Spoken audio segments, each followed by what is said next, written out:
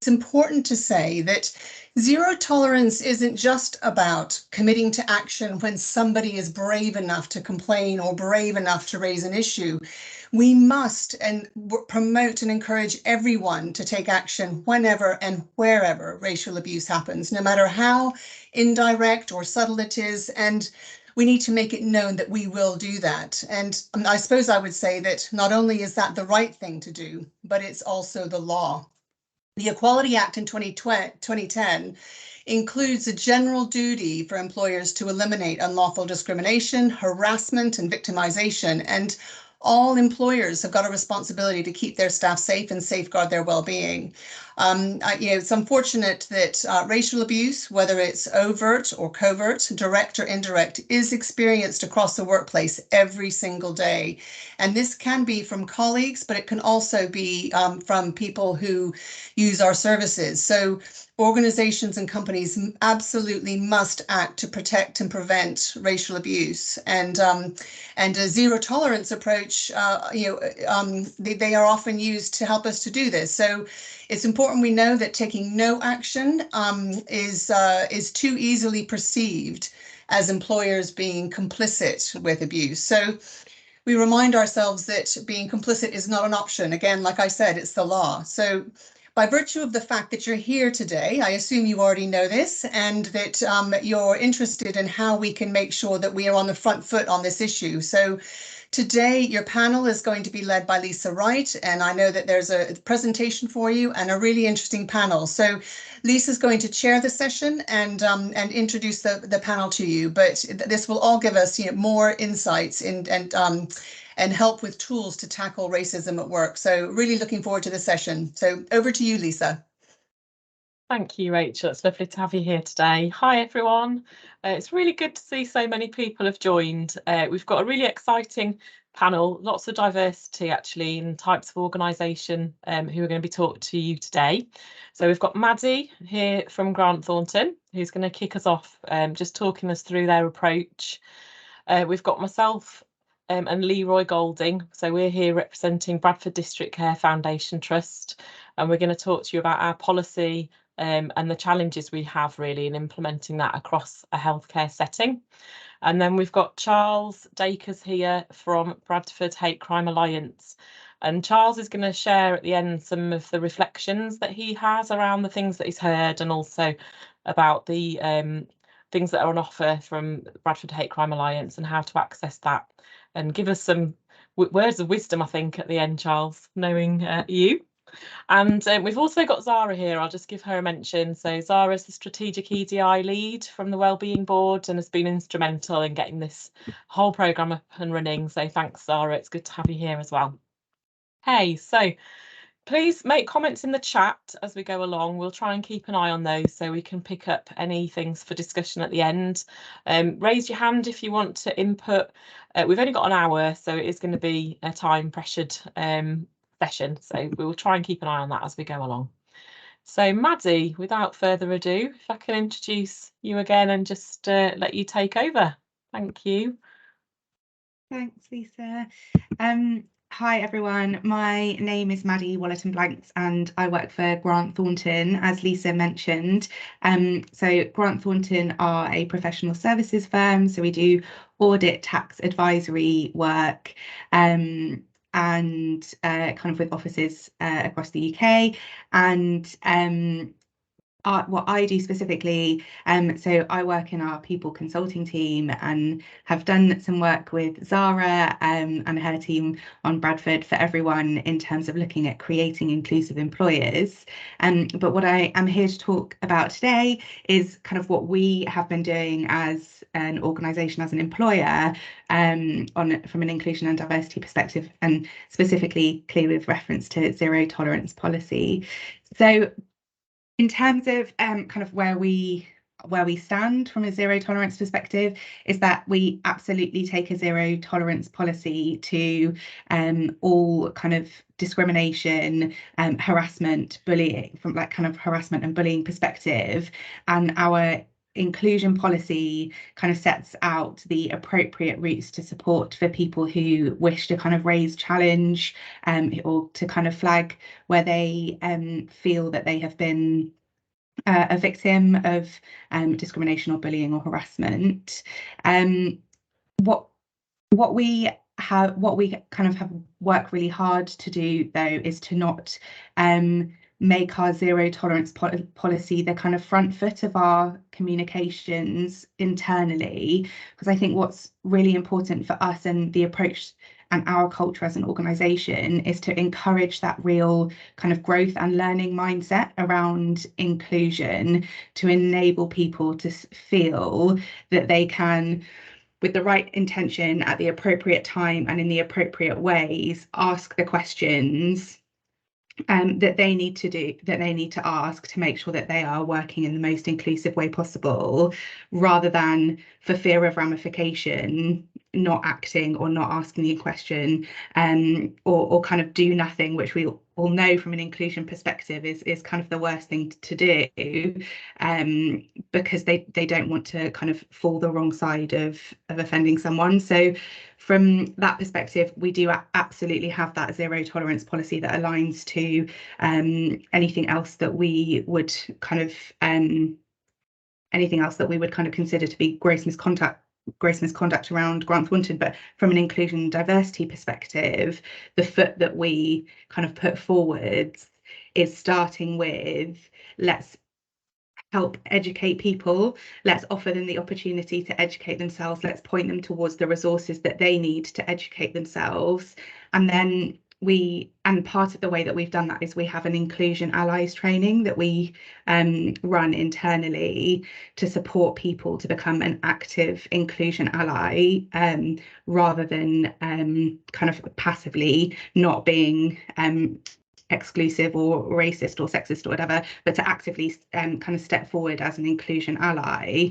And the role of an inclusion ally we see in Grant Thornton is to support historically marginalised characteristics by calling out, or as we have started to refer to it as calling in, behaviour that we see to be exclusive, however kind of much of a microaggression or an unintended action it might be, but to just take that role to be the person that will kind of call it in, discuss, review what could have been done differently, and feed that back so that we kind of all learn and grow together.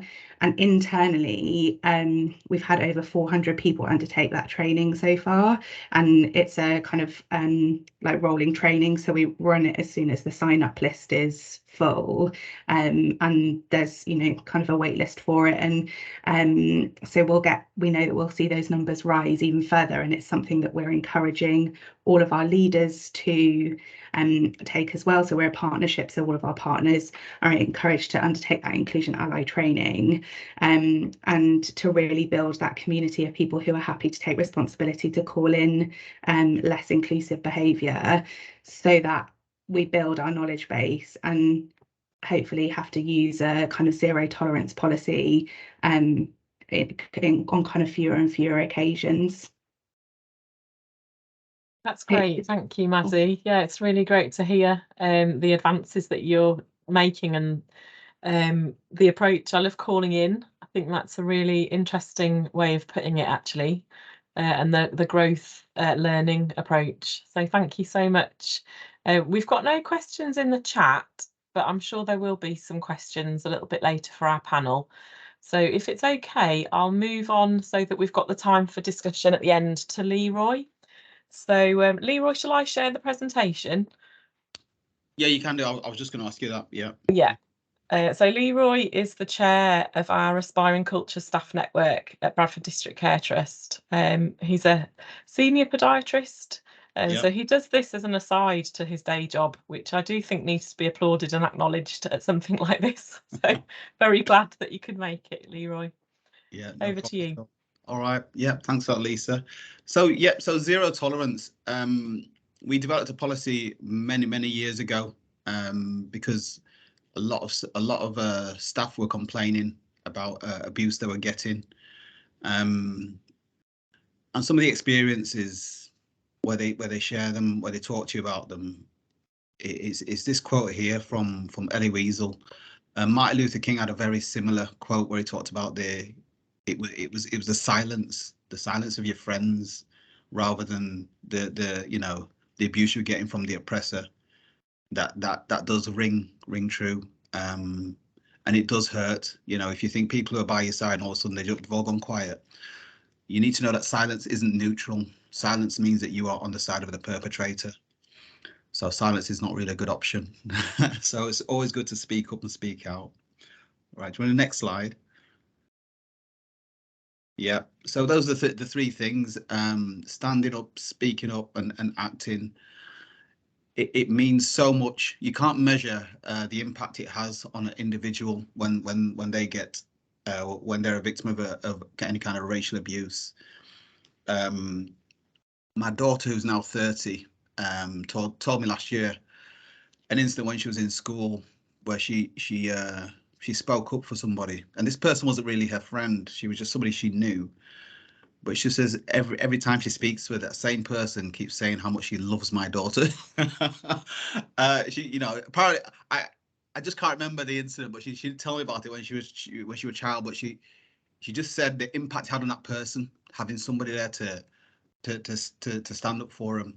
It means a lot. So yeah, standing and speaking is acting is really, really important, and it has a massive impact on the victim, because it's a very lonely place to be when you're a victim of racial abuse. Do you want to do the next slide, Lisa?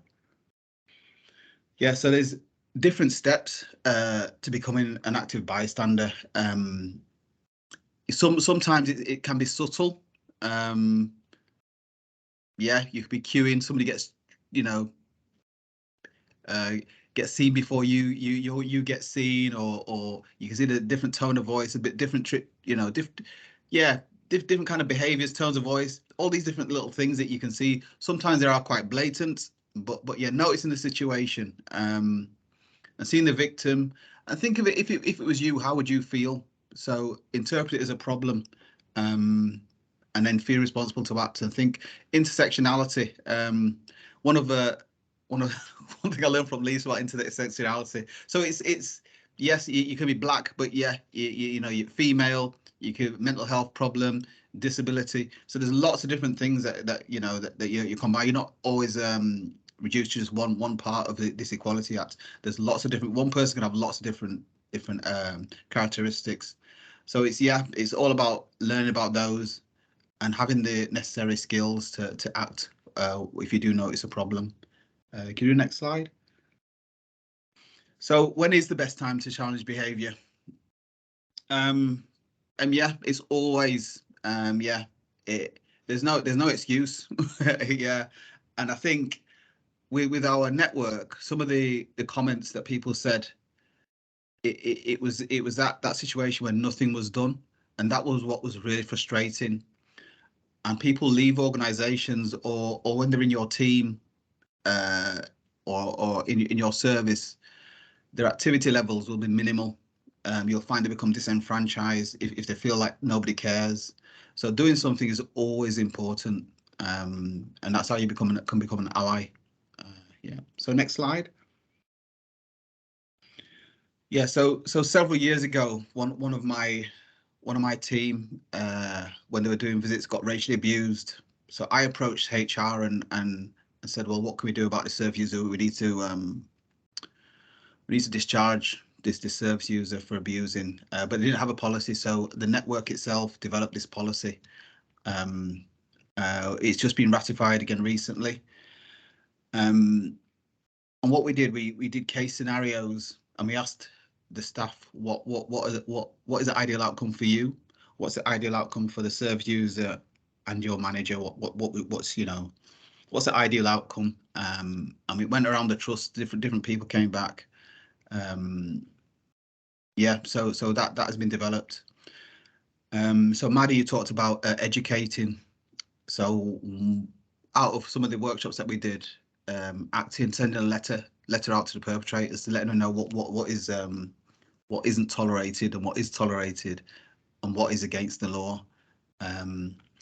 but in our trust, you got to try and stop the perpetrator and report it. We've got the instant reporting forms and capacity assessment. There is issues around mental health. People say, well, do they understand? Don't they understand?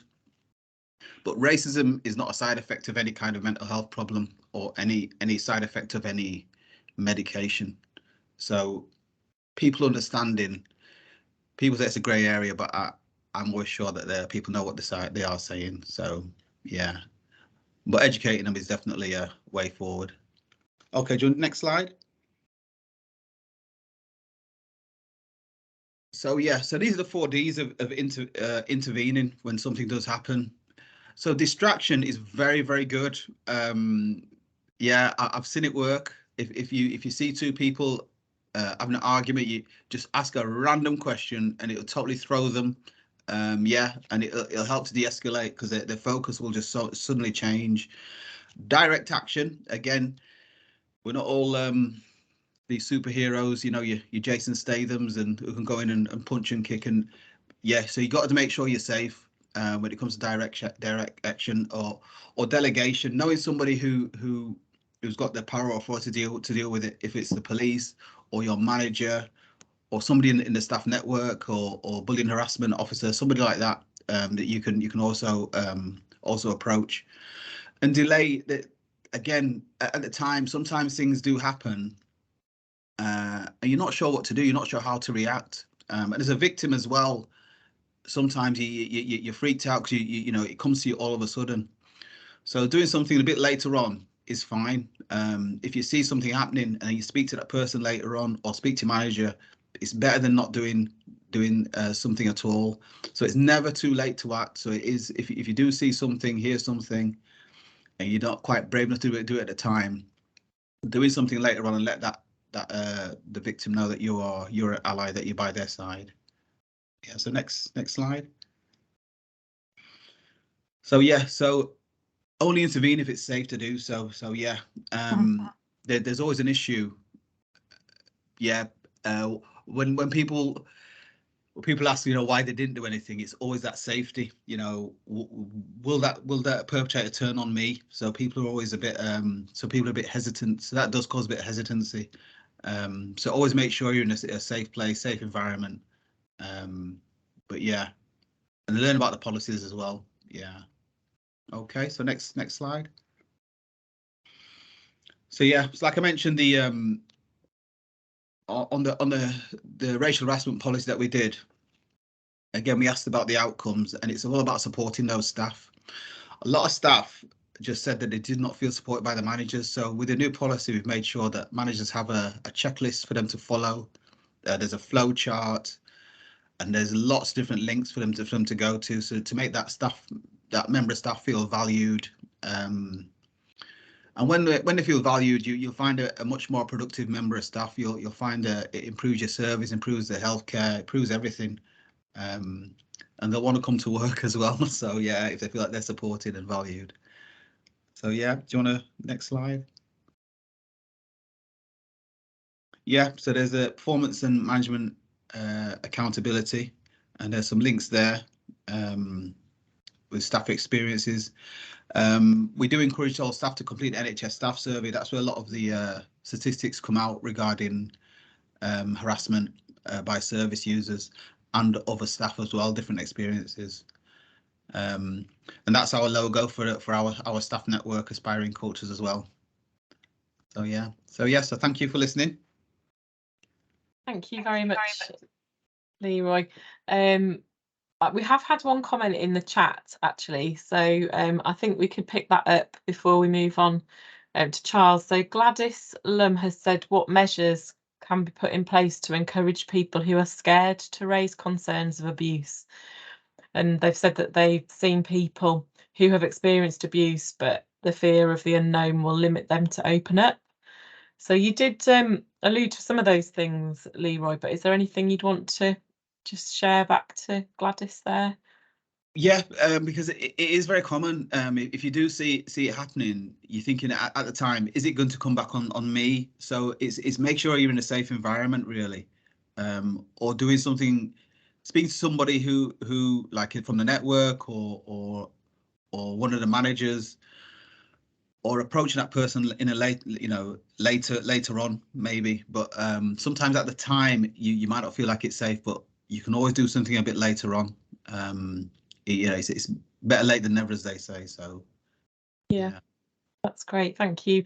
And I mean, the other perspective on that is if people are too worried to speak out, we've within our organisation, we've got a number of different places that people can go to anonymously or confidentially. So one example, we've got an annual staff survey which people can share if they have been abused within it. That is a collective, so we get an idea then of how many staff that's happening to from different protected groups, and we can put our work into focusing on those particular areas or groups to minimise that. And then on an individual basis, we have a freedom to speak up team where you can go and raise a concern confidentially, and it would be picked up by that team, and there'd be an investigation and worked through to try and address it.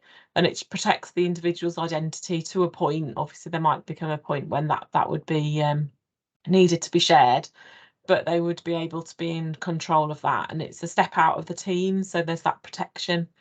And we also have a team of bullying and harassment support officers that people can speak to independently, just to talk through whether they feel they are being bullied and harassed and what the policies are around how that might be best addressed.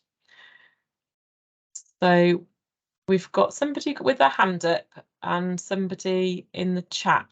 Should we take those, Charles, before you, or do you want to do your bit and then we'll take them all together? What would you prefer? You're on mute, Charles. I'm glad you spotted that. Yeah. No, crack on. I was just saying, crack on. No, fine. Okay, that's lovely. So, Rifat, sorry if I've pronounced your name incorrectly, but if you... Hi, yeah, you go ahead. pronounced it right. I'm just gonna say, I'm just listening to all this, and it's taking back to 24 years ago when I took my job, and something happened that year, my first year of my work, and it scarred me for a life. Which, whenever I say 0% tolerance, is everything else, and it hindered my. I still get into like a little bit theory, even I've had a counseling, but it's hindered my development where I wanted to get. It totally knocked me down, and I think it should be part of induction for anybody new starter. I was young, I started, I was full of beans. I can, basically save the world. And the place I went for my workplace, it was basically not a right place for me that time to be put in, because the management knew what was going on in that place. And being a young person, starting, being an Asian, and I was a foreign student as well, and I did my degree, I did my study, I had my qualification what I was doing my job for. But I think my accent or my way of, I don't know what it was, but I was basically I call it now victim of bullying, harassment, and racism.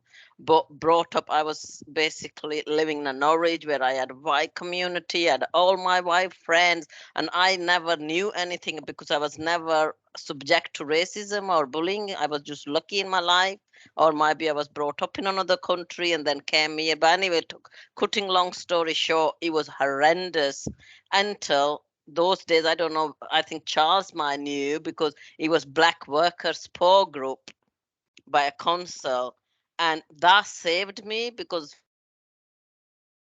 I won't name it, but there were two men, really good men working there. And I said to them, I started this job and it's been 3 months, but I'm getting horrendous. I'm every day coming home crying because this has happened. And what shall I do? I'm trying to be more nice to these people. And that person sat down and he said, this is called bullying and harassment. And I think it's a racism as well. You need to do something about it. But I wasn't properly told what's going to be backlash about it. We went to the senior management, we wrote the complaint, and the second or third day I went to work, and you believe it or not, 24, there was no one person who said hello to me out of 20 people because I complained. And how, anyway, cutting long story short, that backlash always continued with me because, I still worked in that organization. People knew each other and, oh, this was the girl who made a complaint against this. And it's just when you're young, going back to it, I think it should be induction with for the person who's starting the job, anybody, and how the bullying and harassment policy works, where you should get the help. Because till today, I always support people. I did speak up. I did what I needed to do. I took it further. I've got, things done only to move on. I still help young people when they start work, and everybody thinks you become their mother. But for 24 years, it's still lingering around what the experience I had. I would not want my enemy to have it. Though, those people who was continue doing it to me, even they left, but they were not properly questioned what they did. And it's something I think as an organization, we need to continue. Black Worker Support Group stopped, but because of the Black Worker Support Group, I'm still here. But I in the end, I'm saying it hindered my development. Whatever I wanted to do, I couldn't because I was dealing with something else all the time. Mentally, I was basically distraught. Like, what have I done? What is wrong with me? Why these people don't like me? Thank you so much for sharing that. It sounds like a really terrible experience that continues to affect you today, Rafat. And I think something you said there that struck a chord with me is the ramifications of people speaking up. And I would hope that's unacceptable in our organisation. We try to make sure that we're checking on that and we're calling it out, but to hear that experience and for such a long time, I think it's just a reminder really of the fear that there is there in speaking out on the impact. So thank you. We've had some comments in the chat, but I'm just going to say, actually, someone's talked about support for people who might be triggered by sharing these experiences. And I think that's a really important point. We normally always do a trigger warning when we talk about this in our organisation. And I wonder, Zara, if we can commit to sending out some care support information afterwards. If anyone is triggered, they could always stay and speak or get in contact with me after, because we've got lots of support available. So I do understand that it can be quite difficult to share and remind people of their own experiences. Leroy. Yeah, I think there was so much with the story being shared there. So James Baldwin, who was African American, he was civil rights activist. So he talked about what happened in the in the 60s, the different generations, and he just said the problem isn't with you, the problem is with them. So there's nothing wrong with you, and that's what you need to realize.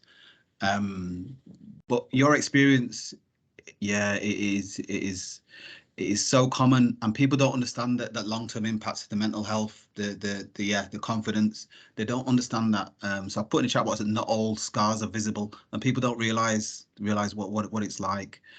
So the staff network, they are like I say, they're really good places to be. That's where people can share and learn, and that's how this policy develops. Because people like yourself, I asked the question, what is your ideal outcome? We can't stop it from happening, but it's learning how to tackle it and learn how to manage it when it does happen. But yeah, there's lots of different areas you can go to support. There's a lot of support there that's out there now at the Lisa. There's lots of links, and yeah, because I know back in the day it didn't happen. But yeah, I totally sympathise with you. It's horrendous when you're just trying to do your job. When we did develop the policy as well, there was question marks about was it an isolated incident? Did it happen very often? But in a 12-month period, we then had 338 incidents that were reported. So in a way, it was good because people felt the confidence to report it because they knew it was going to be managed. But in a way, it was bad because it happens, but it's still underreported. because a lot of people I did speak to who were victims, they said to me if they was to do an incident report every single time, they wouldn't actually get any work done. So it's still underreported, but I think we are making progress, and we are highlighting it, and we are moving forward with it. So it's all about learning how to manage it and educating those people. Thank you, Leroy. I'm just going to say that Jill from the fire service has talked about a say-so reporting tool, which complements their policy and procedure. That sounds like a really interesting development that you've got there, and talks about that confidence that it gives staff to share without identifying themselves. So, I mean, it'd be great if people could share some of these tools actually for us to have a look at and take the good practice from each other's organisations. So if you'd be willing to do that, anyone on the call, let us know. So Charles has been really patiently waiting and listening. I can see how much you've been thinking about what's been said. So I'm just going to hand over to Charles Dacus from Bradford Hate Crime Alliance. Thanks, Charles. Hi, thanks. My name's thanks, Lisa. I'm Charles Dacus here, Director of Bradford Hate Crime Alliance. Rafat, thanks for sharing that. I think it just two things. One is it dates me, because I do remember that workshop, those workshops from back in the day, and hadn't appreciated it was that long ago. I think the other thing is about, and I think Leroy's touched on it, is about how these things kind of stay with us and our experience. Life experience is one thing, but work experience is another. That place is where you go to try to, you try to better yourself, for, betterment for self, family, a whole host of different things. And I think when you're experiencing that level of negativity, then you just, it's often difficult for anyone to manage. I think for me, my role in the district is that of Director of Hate Crime, and not that I'm directing hate crime towards people, but it's about how we manage the process across the district. So establishing a mechanism and a process for people to be able to report hate crime is what we had to do. And I think where this resonates with me, and where this zero tolerance resonates with me, it is about where people draw the line. And what you recognise is that the line is drawn in different places for different people. And just to share with you a really simple example, I was in Jamaica, and I'm not name dropping, and I was in a police station, still not name dropping, and just having a conversation with the local constable, and we were talking about what, how we manage things and how we manage things over here. And I talked about hate crime, and he said, "So what's that?" So when I explained to him what hate crime was, he went, "You people have nothing better to do." And actually, I was like, "You what?" So, and then I thought about it, and what I thought about was the fact that actually his priority was significantly different. And what he said to me was, "Look, see that folder on that desk? That contains all the people in my local area that have got guns. That's where it is for him." And I actually tried to put that into it into a context. And I think for me, when we're talking about zero tolerance, the line is drawn in different places. Some people will allow some things to go. I know for me as a young man growing up, I played a sport where I was in the minority. I traveled to lots of different countries and lots of different parts of this country where I was the only black person there. And actually, what I learned to be is I learned to be a bit of a chameleon. So what happened was I learned to blend in to that arena when I got there, even though I'm quite big, and quite loud, some would say, right? But I actually learned I learned to blend into that arena. But as I've got older, what I realised is that I can't take that SH1T anymore. And actually, there is a need to challenge that. Unfortunately, I'm in a position to be able to challenge it from my own perspective. There are some factors that do go in my favour. Size is one of them, and I think that's often the thing, that once you look at somebody and challenge them, as a big black guy, they automatically think, "Oh my God, he's going to kill me, so I better do as he's saying." But I think that thing about organisationally, the challenge organisationally suddenly becomes very different, because the challenge to us in the challenge to us in organisation is about the system and the mechanism, and how am I getting over that huge system and mechanism? And so for me, it was like with the establishment of the hate crime stuff that we've done. When I came to this role, it was pretty simple. People had put a report in, and then we tried to somehow staff it and look at the report. But what I ended up doing is looking at what else can we do? How can we get people to better report? How can we get people to raise a concern? And we developed a hate crime web application that was something that could sit on somebody's phone, and they had choices. So they could either report the hate crime down the formal route, tell the police and all the rest of it, and that was that, and the police would take care of it. They could tell just us, which meant that perhaps the Hate Crime Alliance would pick it up and we'd do something with it. Or they could just log it. So it just enabled us to look and just log it. And the thing that I realized and discovered about the establishment of the log it was it enabled people who to be a kind of an upstander, but at the same time, it allowed them to at least say without putting themselves into the fore. Because for many of our people, what we're talking about is, you know, when they raise a concern and the police rock up at their door, that person still has to live next door to that individual, or that person still has to go back into that arena. So it's about, people often have to protect themselves, you know, and I think Rifat talked about her experience, and that's about defending and protecting yourself. What can you do? You need to get on, and that's that. So I won't rock the boat. I won't say anything, because it's not, there's nothing actually going to change. For me, it is about what change can we actually bring about. And so in establishing the hate crime web app, what we were able to do is start to really pick up on the messages that people have, the concerns that people have got, and provide different mechanisms. We also recognise that the voices of not everybody was being heard. So that was the other thing, is about taking steps to go out and go and see people. So go to sit, you know, I sat in, you know, on the gypsy campsites with people in the caravans, you know, drinking tea, and actually just getting to a point where we're actually getting a bit of an understanding and building confidence. Because the other thing about this is, if people don't feel confident that anything will happen, then they tend not to bother saying anything, because there's nothing that, why expose yourself if nothing's going to happen? And it was the same with the new and emerging communities, that actually going around and meeting people, spending time, taking an opportunity to just sit and listen to people, makes a huge difference to where people are at within their lives. And the workplace is supposed to be a place where that's supposed to be easier, right? And for most of us, probably most of our most horrendous stories have come from in the workplace, and which have been places where you haven't been able to say what's happening. And, you know, and I've been in HR most of my life, most of my working life spent in HR. So I can assure you that some of the things I've had to pick up and some of the things I've had to address have been pretty horrendous, really.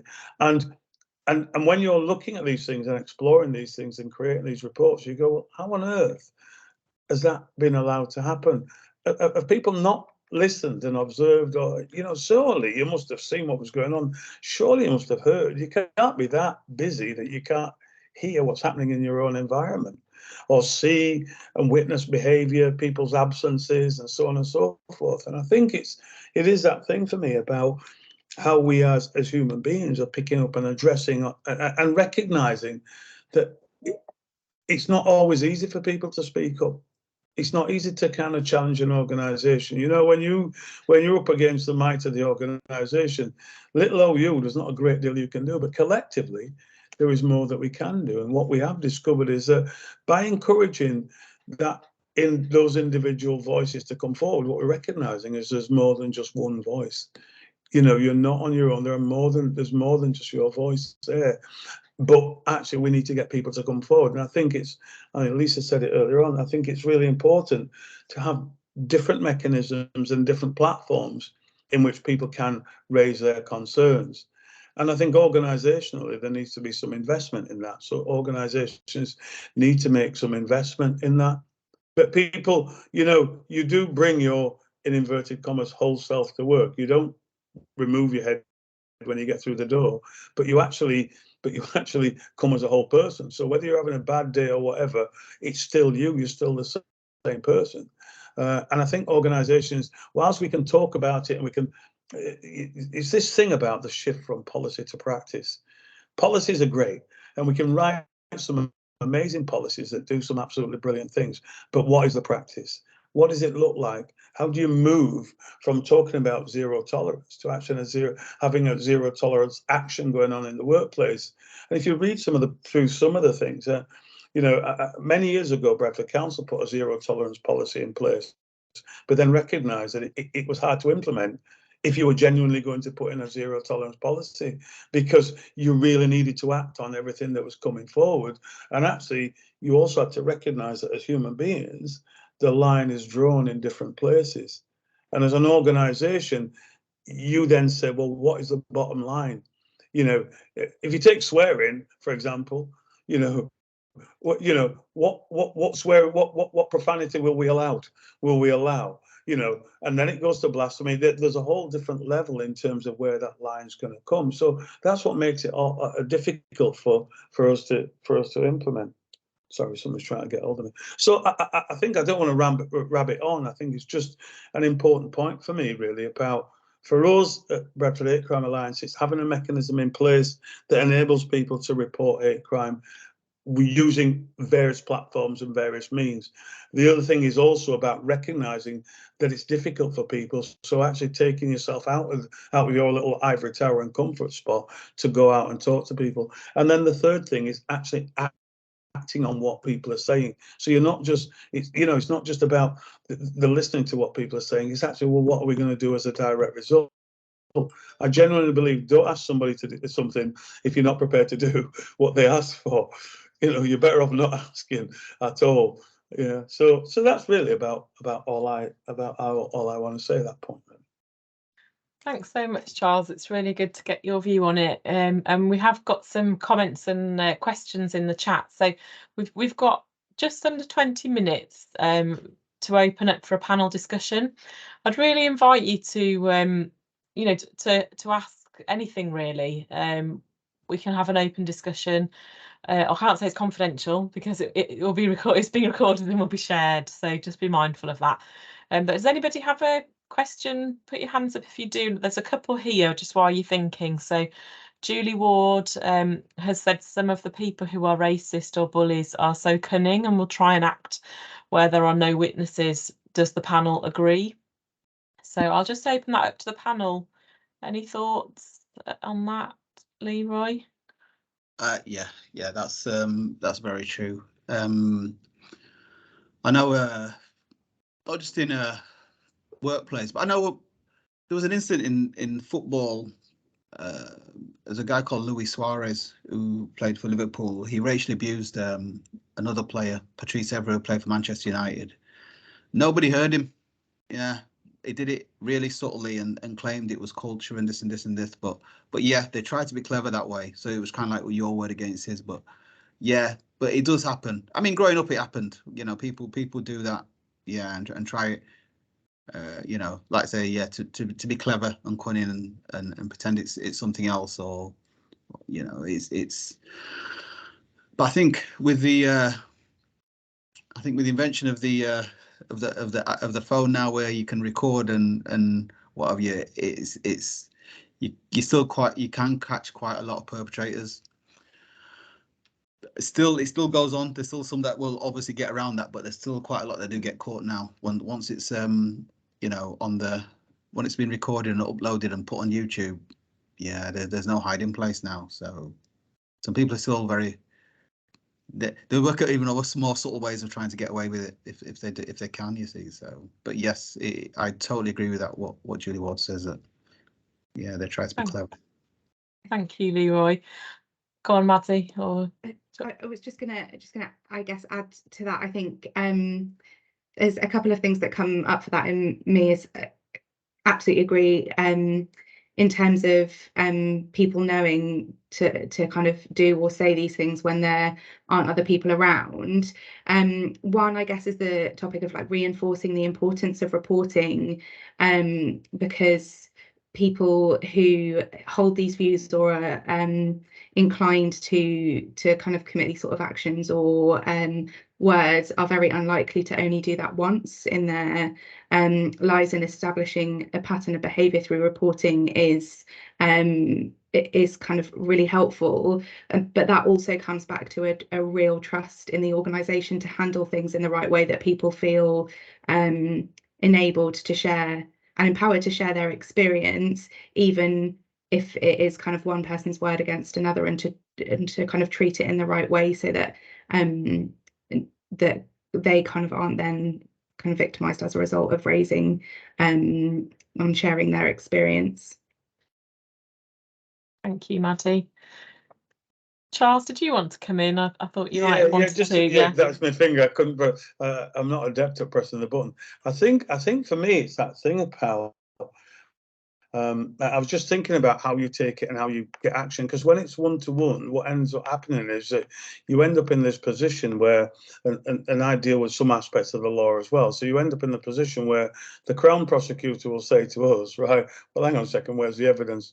Well, he said that to me. And they go, well, and what did you say to him? Well, this is why. Well, how do we know? Because there was only two of you there. So that's how the invariably the perpetrators get away with that, because the chances of being caught are really, really slim. So they take advantage of that situation. And sometimes what can happen, and this is why I think it's important for us to learn about, you know, being upstanders, because what can happen is that others will hear it but choose to ignore it, either because it's not their fight, or actually their thought's not too dissimilar to that thought that's coming out there. So I think it is that thing about how that can be, you know, how we can effectively challenge that. Thank you, Charles. Rifa, you've got your hand up, and then there's another question in the chat box we'll come to as well. But do you want to go first, Rifa? Sorry, I can take over your meeting if I tell you my whole experience, but I have moved on and I've dealt with it. But I'm just going to tell you, when we talk about, you know, people choose the timing or the place, and this particular person, you know, I'm not going to say the ruined. I've worked on it, and I've dealt with this like long time ago. Once is the management, what I'm coming down to is management need to be more aware of their policy and procedures too, not just talk, and higher management needs to be here. You know, it might be the people who've been through it, they'll be here also, but management sometimes don't read their policy and procedure properly. And I'm just going to give you one particular incident where this particular person actually slammed the door on my face. He could have hit me, and that was the office. And my supervisor, my manager, was that time coming out of his door from the other room, and he saw it, and he saw the person shouting at me, and he just left. And then I went and I rang HR. And those days we didn't have mobile phone and I've got the policy and procedures, and I sat down with them and I said, you know, this has been going on since I started this work. You literally saw this woman literally was going to hit this door on my face when I was going to come out. And, you know, when I went to basically black workers again, they've said this is out of basically order. She should be sacked. And it was only reason she done that because I was there for 6 months and there was some another role going on, and I did my portfolio. I did because I was just gone there for work. I finished my degree. I just wanted to work. And they've promoted me to the role, and she go very upset because she's been there for 12 years and they're not promoted. And I said, look, I put my portfolio in, you should have done. And that's the reason, because I answered her back. She literally slammed the door, and she didn't see me, I was getting up. But going back to, you know, zero tolerance, everything, but I still here because I set up my own ally. I've set up so many people I helped. That's the way I coped in my life, getting forward and doing what I wanted to do in life. But it's still, I hear stories where management still talk about it, but they do not really challenge in a workplace, because if you continue saying, oh, this is what happened, then you're seen as a troublemaker, and they won't get rid of you basically. Oh, with this person always saying this is happening, this is happening. If you take it on and you sit there and quiet, then you're fine. But if you challenge, you've seen as a troublemaker, and I have met so many people in my incident because it changed all my life. Because I would not believe people could be like this, especially in a workplace where you should be basically safe because you're going there to work, nothing personal. And I you know, I was a very confident girl. It wasn't like I was, you know, just I did sat down with them when I left, with every one on each of them, and asked the question. I said, I'm not here to, you know, basically make trouble, but what is it about me you didn't like? And they, you know, and then 2 or 3 afterwards, you know, when we got to know each other, they said they were a bit threatened by you, but what? Because I spoke up for myself. Thank you, Rifat, for sharing that. It does align a little bit with the question in the chat, which Sophie asked, which was, how do we get senior leaders to commit to zero tolerance? So you've talked there, Rifat, about senior staff seeing what was going on and not acting. So I suppose that's the real sharp end of it. But I'll just be interested to ask the panel, how do we get senior leaders to commit to zero tolerance? Have you had any positive experiences that you'd like to share? Or any ideas, things that you think are needed? I think for me, some of it's a lot of it's about education. It is about education. We have to accept that people come from different backgrounds and have different experiences. And, you know, for some people, the journey's been pretty tough, and for others, the journey hasn't been that tough. And I think it, you know, and unfortunately, whoever rises to the top, there's always that, you know, I think there's always that kind of mix. And sometimes what happens is that a level of education is missing often. But what happens is people are afraid to say that level of education is missing. So you know, you go to your manager and start talking about, I don't know, so, you know, sort of the impact of equality and diversity on the workplace. They can tell you on the surface what they're supposed to know, but as soon as you drill down, it's a bit like, oh, hang on a second, you don't know that much about it. Well, people don't want to expose themselves in that way. They don't want you to know that they don't know. So, you know, and I think it's that thing about trying to level the playing field and trying to help managers and understand that we do all come from a different place, and actually we can't be educated in everything. It's, you know, it's a bit like listening to not question time, to one of the quiz programs, and you end up sort of thinking, actually, oh, I know the answer to that, but you can't know the answer to every single question, you know. But then once they've told you, go, oh, actually, I know that now. I'll remember it. So it is about education, really, really simply. Thank you, Charles. Any other things that people think might work to get senior engagement? I think we had our previous chair, Kathy Elliott. She experienced, I think it was sexism, I think, and she was young. And when she came to the organisation, she was engaged. She was so engaged. Yeah. And when she left, it was a big loss. And obviously we've got Therese, who's the chief of that. She's very much engaged with any equality, diversity. But a lot of other managers, yeah, it's hard. Yeah, yeah, trying to get them involved. It's a bit like Charles says. A lot of them, I don't think a lot of them feel, I don't know, maybe they're insecure. Because they don't, that lack of knowledge. It's getting them all engaged. It's difficult. But I know when Kathy Elliott came, she did try, and Therese does try. You can do nothing but try, can't you, to engage them? Yeah, Lisa, we've been at it for a long time, haven't we? Trying to engage the senior managers. Yeah. Yeah. I know Maddie wanted to say something, but I'm just going to say, when we did a lot of consultation on our belonging and inclusion plan, and I went to groups of managers, and where we talked about these issues and there was complete silence. This is just to managers. I, with my job share partner Bo, we probed. You know, we said, why are you quiet? What? And we tried to develop a bit of a trusted space where people could say, actually, we're just not confident talking about this. We feel vulnerable. We feel threatened. You know, we don't want to expose ourselves. So we did a lot of work there to try and build up that confidence. And you know, to say that actually saying nothing is worse than it doesn't create a safe space. So yeah, but it's still out there. I think it's calling it out as that that does help. So Maddie, go ahead.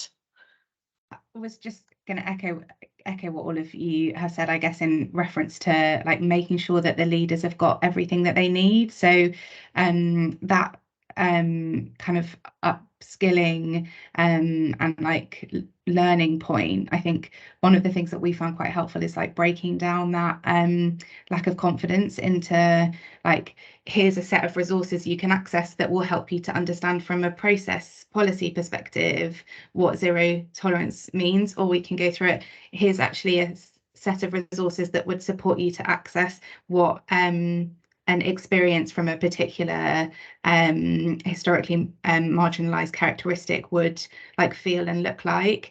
Here's some anonymized examples and stories of how things have been resolved in the past, to give people the ability to kind of break down the like, this is quite a scary topic for me because I should be the leader of this business, but I don't know anything about it, into actually, if I break that down into, do I understand kind of the subject matter? Do I understand the process? Do I understand how that might feel for people?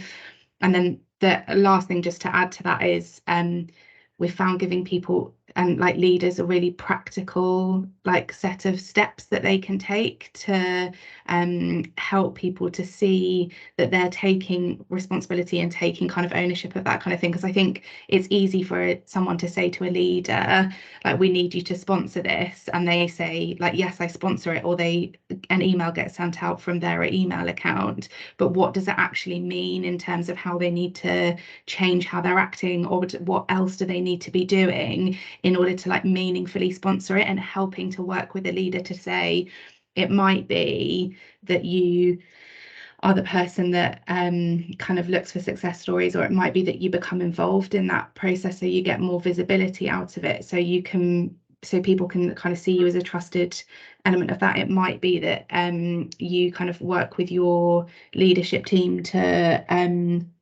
kind of track, have you called any of these behaviours out? Have we called these behaviours out across the organisation? If not, what do we need to change about that process to help people feel like more trusted? It might be about speaking to the business a bit more and seeing like what examples have you got. And I think giving like leaders those really practical steps as well as the learning helps them to feel like that confidence and to feel like they're owning and driving it more meaningfully.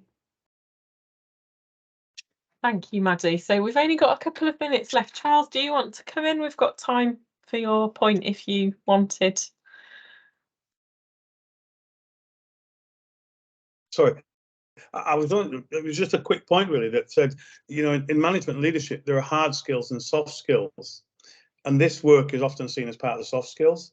And in actual fact, it needs to be part of the hard skills, because on that side, the hard skills are identified as core to being a good leader. And I think there's a shift that's required. I think you're right there, because we're having endless conversations about like sickness absence and the time lost through employee relations cases and the financial impact of that. So actually, you're right, it is a hard hitting metric, isn't it? This kind of interactional issues in the workplace. It's a good positive point to end on. I just want to thank everybody in the last couple of minutes for participating. I know there's a lot more people on the call who've shared their views. If you have been triggered by anything you've heard today, we will send out some information, and please get in touch with myself or Zara potentially, just to let that be known, so that we can link you up with some support there.